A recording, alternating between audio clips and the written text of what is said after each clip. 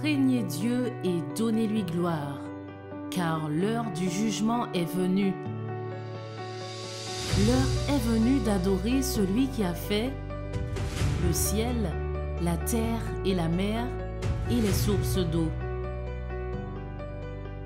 La Bible nous recommande de garder ses commandements et de suivre l'agneau partout où il va.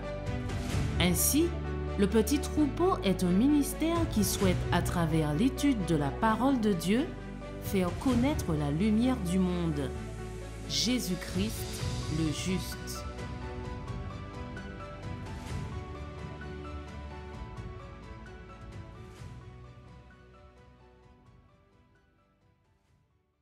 Amen. Je vais vous inviter à vous prosterner pour la prière.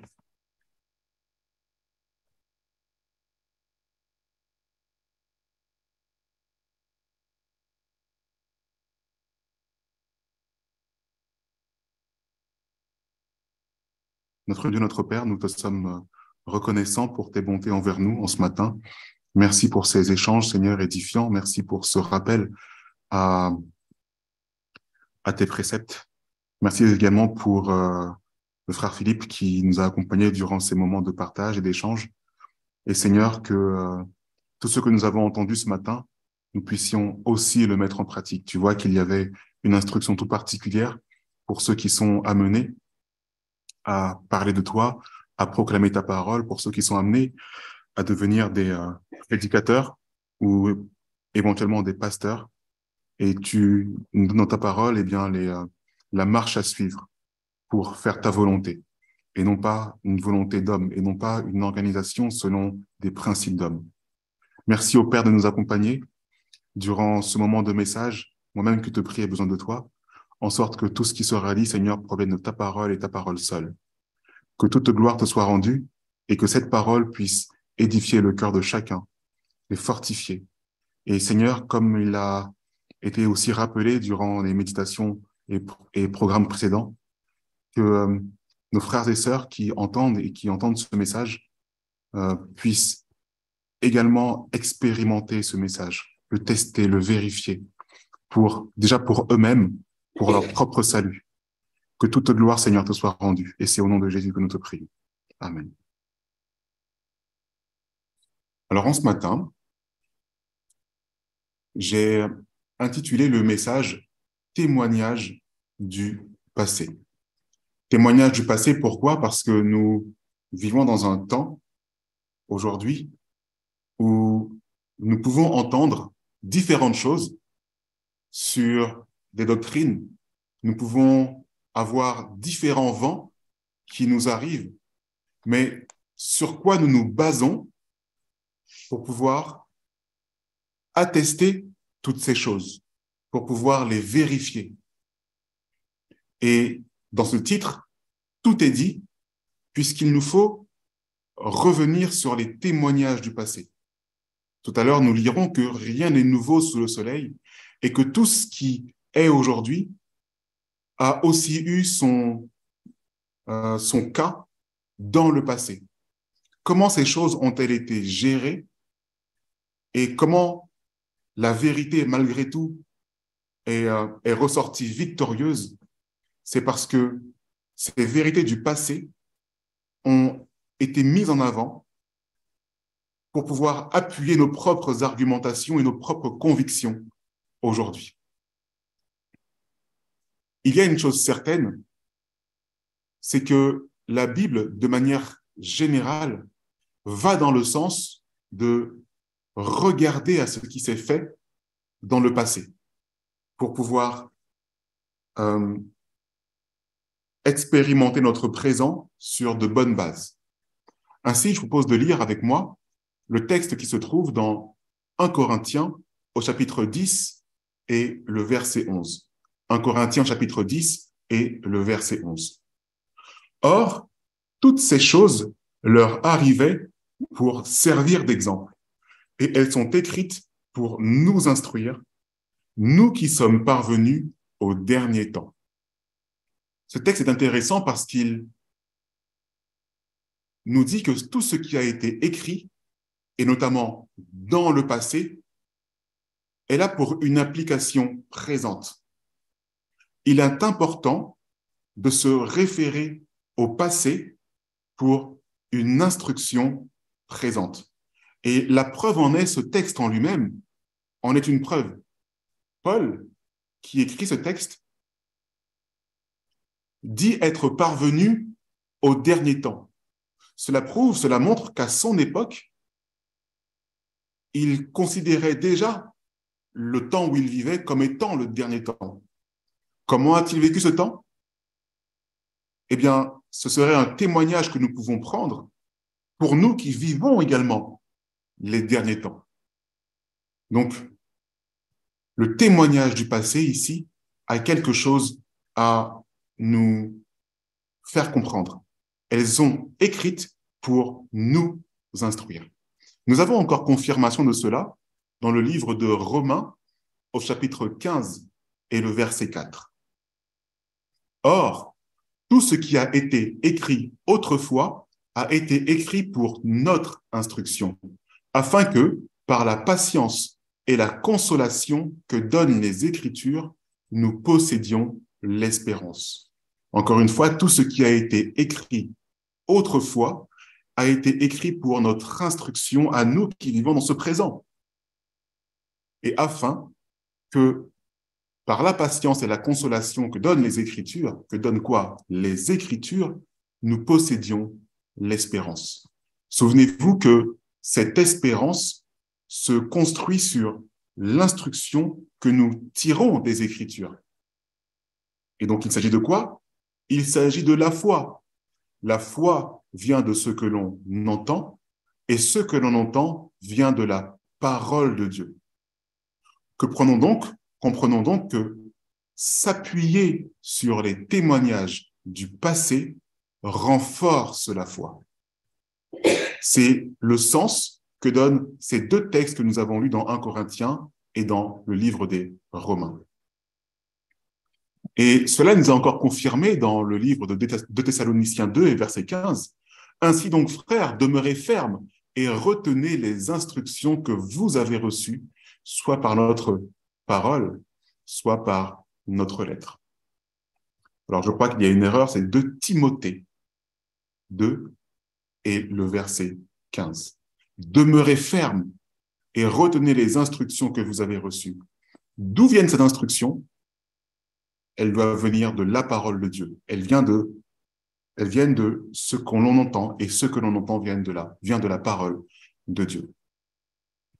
Et nous-mêmes qui nous disons adventistes, nous basons aussi notre expérience sur des événements du passé et aussi sur l'expérience d'individus du passé, que nous appelons communément nos pionniers. Et si nous ne nous servons pas de l'expérience du passé, alors sur quel fondement appuyons-nous notre foi? Il y a des prédicateurs ou des ministères se disant adventistes, mais qui rejettent les fondements mêmes de l'adventisme. Alors la question est, sur quoi s'appuie leur foi? Comment peuvent-ils s'appeler adventistes s'ils rejettent le fondement même de l'adventisme? Sur quoi s'appuie leur foi? Et c'est là qu'on est ouvert à tout vent de doctrine, parce qu'il n'y a aucun support solide en dessous.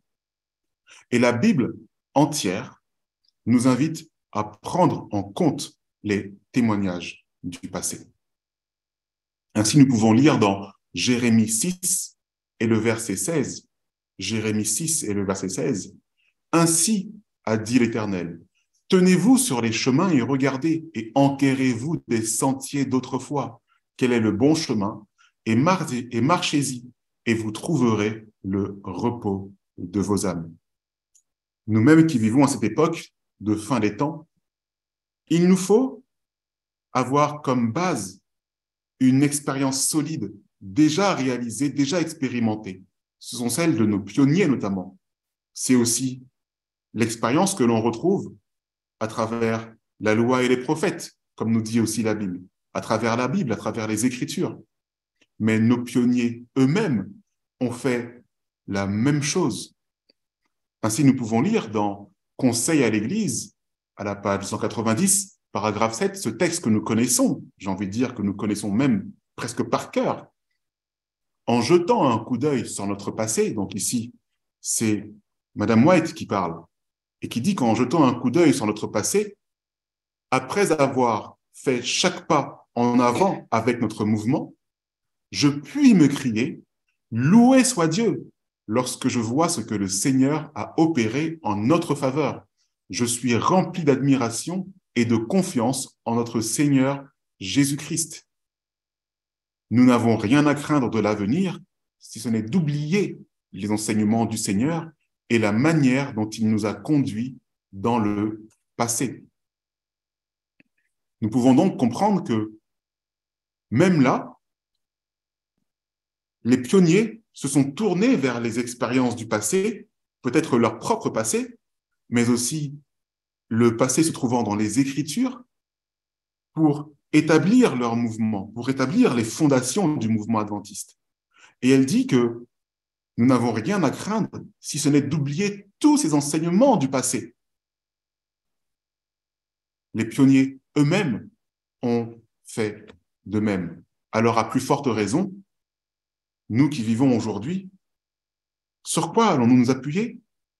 Sur des expériences récentes de personnes qui font fi du passé et qui disent que tout cela est obsolète?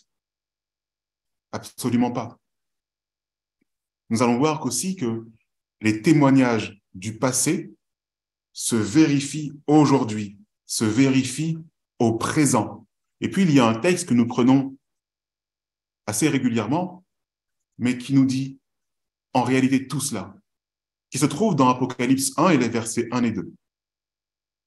Révélation de Jésus-Christ que Dieu lui a donné pour montrer à ses serviteurs les choses qui doivent bientôt arriver et qu'il a fait connaître par l'envoi de son ange à son serviteur Jean, lequel, donc Jean, a attesté la parole de Dieu et le témoignage de Jésus-Christ, tout ce qu'il a vu. Lequel a attesté la parole de Dieu et le témoignage de Jésus-Christ, tout ce qu'il a vu. Donc ici, Jean atteste la parole de Dieu. Jean atteste le témoignage de Jésus. Et il l'atteste au moment où il le voit. Donc il le vérifie dans son présent. Mais Jean atteste le témoignage de ce qu'il a vu en vision, peut-être dans un petit temps passé, voire même le témoignage de Christ, puisque Jean a été aussi disciple de Christ.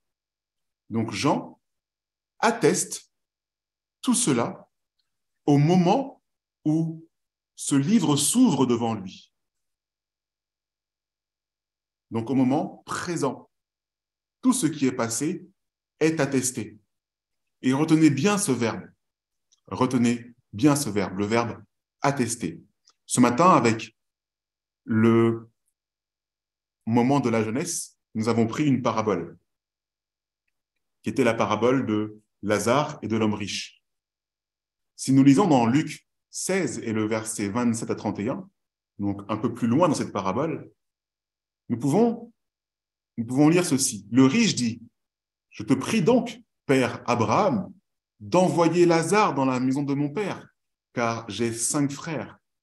C'est pour qu'il leur atteste ces choses, afin qu'ils ne viennent pas aussi dans ce lieu de tourment. » Abraham répondit, « Ils ont Moïse et les prophètes, qu'ils les écoutent. » Et il dit, « Non, Père Abraham, mais si quelqu'un des morts va vers eux, ils se repentiront. » Et Abraham lui dit, « S'ils n'écoutent pas Moïse et les prophètes, ils ne se laisseront pas persuader quand même quelqu'un des morts ressusciterait. » Donc ici, il y a un homme riche, qui visiblement se retrouve, donc symboliquement, dans un lieu de tourment, en enfer, nous dit la Bible. Et il se retrouve là, et il constate que les témoignages du passé se vérifient en ce moment même, dans sa propre expérience. Il confirme qu'il y a bien un paradis à gagner et un enfer à éviter. Il le confirme dans sa propre chair, dans sa propre expérience. Et il dit, mais demande à Lazare d'aller voir mes 5 frères pour qu'il puisse leur attester ces choses. Et quelle est la réponse d'Abraham? Ils ont Moïse et les prophètes, qu'ils les écoutent. Ils ont les témoignages du passé, qu'ils les écoutent. Qu'ils les écoutent, qu'ils le vérifient, qu'ils l'attestent, afin que leur foi grandisse et qu'ils puissent en avoir conviction. Visiblement, cet homme n'avait pas de conviction jusqu'au jour où cela s'est réalisé dans sa vie. Mais il était trop tard. Pourquoi? Parce lui et ses frères ont perdu de vue le témoignage du passé pour se tourner finalement vers les témoignages des hommes. Si on ne se tourne pas vers les témoignages du passé, témoignages inspirés de la parole, on ne peut se tourner que vers le témoignage des hommes. Et une chose est encore plus critique dans ce texte, c'est qu'il est dit que s'ils n'écoutent pas Moïse et les prophètes, ils ne se laisseront pas persuader quand même quelqu'un des morts ressusciterait. Je pense que nous avons tous cette expérience en tête, en mémoire. À combien d'entre vous n'est-il pas déjà arrivé ceci, où vous exposez la vérité vraie, sans détour, indéniable, impossible à contredire, et que l'on vous réponde « Oui, tu as raison, mais c'est pas ce que dit mon pasteur. » Combien même la vérité serait impossible à rejeter, qu'on la rejetterait quand même. Il ne se laisserait pas persuader quand même quelqu'un des morts ressusciterait, et j'ajoute devant eux. Ce n'est pas écrit dans la Bible, mais on peut le comprendre comme cela. Ils en ont une preuve formelle, mais malgré tout, ils le rejettent. Voilà où mène la vie de quelqu'un qui ne s'appuie pas sur le témoignage du passé, sur l'expérience vraie de Moïse et des prophètes.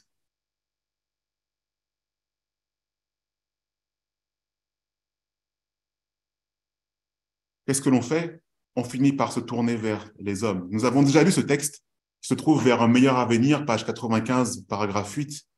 En dépit des avertissements réitérés de l'Écriture contre les faux docteurs, un grand nombre de gens sont ainsi tout prêts à confier au clergé la garde de leur âme. Aujourd'hui, des milliers de chrétiens de profession ne peuvent citer en faveur de leur croyance d'autres autorités que celles de leurs conducteurs religieux, ne prêtant, pour ainsi dire, aucune attention aux enseignements du Sauveur. Ils mettent une confiance implicite en leur pasteur, comme si ceux-ci étaient infaillibles. Cependant, ils n'ont pas la certitude tirée de la parole de Dieu que leur conducteur marche dans la lumière. Rappelez-vous que ce texte a pour contexte l'Église de Rome.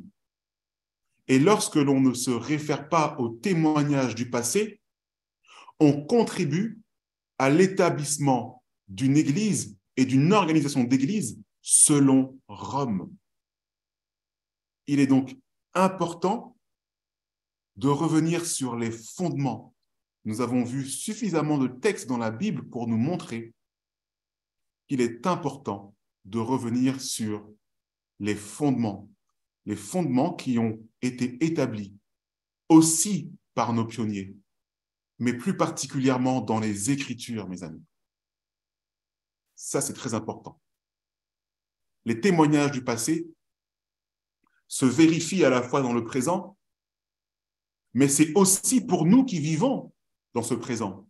C'est aussi pour nous qui vivons aujourd'hui. Et c'est la raison pour laquelle, lorsque l'on va chercher les témoignages du passé pour notre vie d'aujourd'hui, c'est la raison pour laquelle la Bible ne peut pas être un livre obsolète. Elle reste toujours d'actualité. Ainsi, dans le livre évangélisé, à la page 142 et paragraphe 4, dans le thème « Traiter des thèmes vitaux et d'actualité », Madame White dit « Les évangélistes doivent traiter de sujets importants concernant la parole de Dieu. Ils ne doivent pas perdre leur temps à parler de futilité. Qu'ils étudient la parole et la prêchent, que cette parole soit entre leurs mains comme une épée bien aiguisée à 2 tranchants, qu'elle rende témoignage à des vérités du passé et qu'à sa lumière soient annoncées les choses à l'avenir. » Avez-vous bien entendu? De manière présente, nous rendons témoignage des choses du passé et qu'à la lumière de ces témoignages du passé soient annoncées les choses annoncées dans le futur. À la lumière des témoignages du passé, on annonce les choses à venir. Et donc, vous devez comprendre que même dans l'étude prophétique, qui consiste à comprendre, à déterminer et à anticiper les événements futurs, cela doit aussi se faire à la lumière des témoignages du passé. Et c'est aussi la raison pour laquelle l'Ecclésiaste dit, au chapitre 1, au verset 9, « Ce qui a été, c'est ce qui sera. Ce qui s'est fait, c'est ce qui se fera. Et il n'y a rien de nouveau sous le soleil. » Les témoignages du passé, les prophéties déjà réalisées auront également une incidence et nous aideront à comprendre les prophéties qui doivent encore se réaliser. Ce qui a été, c'est ce qui sera.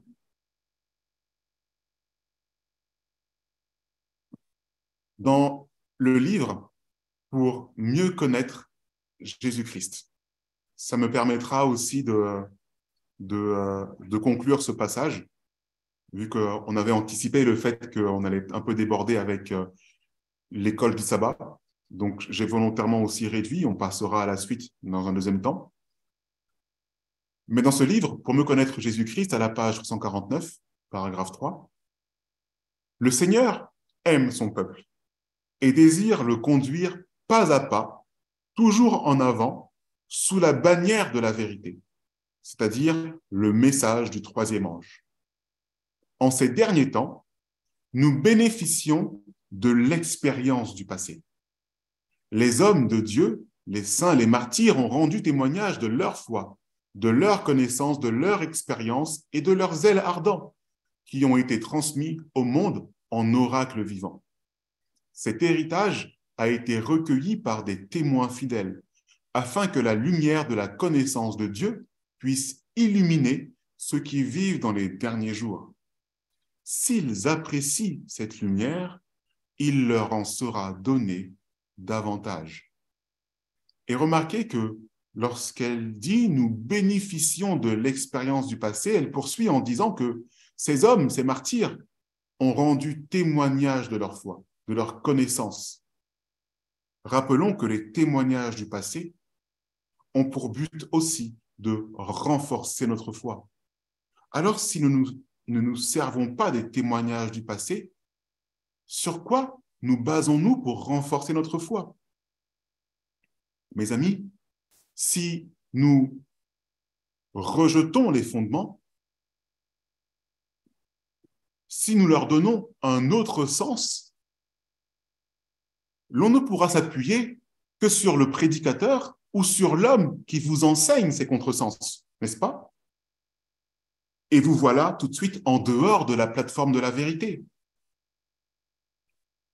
Mais regardez, si vous vous tournez vers les témoignages et les enseignements inspirés, les enseignements éprouvés du passé, ce que Mme White appelle ici la lumière, si vous vous tournez vers cette lumière, il vous en sera donné davantage. Comprenez donc qu'en rejetant les témoignages du passé, vous dites également non à la lumière. Si nous rejetons ces témoignages du passé, nous disons non à cette lumière. Et en refusant cette lumière, nous nous forgeons un esprit prêt à dire non, même à la vérité la plus évidente. Si un mort devait ressusciter à côté de nous, nous ne le croirions pas, nous rappelle la parole de Dieu. Ainsi, chers amis, je reprends les paroles de Mme White et qui seront aussi les derniers mots de conclusion. Nous n'avons rien à craindre de l'avenir si ce n'est d'oublier les enseignements du Seigneur et la manière dont il nous a conduits dans le passé. Amen. Puisse ces paroles, en tout cas, vous fortifier, vous aider à vous replacer sur la plateforme de la vérité. Si vous entendez des témoignages, des doctrines qui sont à qui on donne un nouveau sens, posez-vous la question, était-ce bien le sens que nos pionniers avaient déterminé? Si ce n'est pas le bon sens, posez-vous la question, êtes-vous toujours sur la plateforme de la vérité? Si ce n'est plus le cas, attention, vous perdez une lumière et il ne vous en sera pas donné davantage. Puisse Dieu vous fortifier dans l'étude de la parole, une étude diligente qui puisse fortifier votre foi, qui est une ferme conviction dans les choses que l'on espère. Puisse Dieu vous bénir. Amen. Je vais vous inviter à prier. Tendre Père Céleste, nous te remercions d'avoir mis au goût du jour justement les enseignements du passé. Tu as fait passer des épreuves à beaucoup de gens, beaucoup de personnes. Et de ces épreuves nous sont remontés des enseignements pour notre propre vie. Seigneur, que nous puissions les mettre en pratique dans notre propre vie et ne pas les rejeter. Aide-nous, Seigneur, à revenir sur la plateforme de la vérité. Devant nous, il y a encore de nombreux événements, des événements tragiques. Et sur quoi allons-nous nous baser? Sur quelle force allons-nous nous appuyer pour pouvoir se soutenir durant ces temps-là? Sur aucune autre force, si ce n'est ce que tu as déjà fait vivre à d'autres personnes. Et leur expérience sera aussi notre force.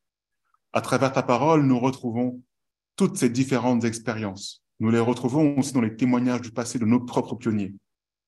Puisse Dieu nous fortifier et que nous puissions toujours rester sur la plateforme de la vérité. Au nom de Jésus, nous te prions. Amen.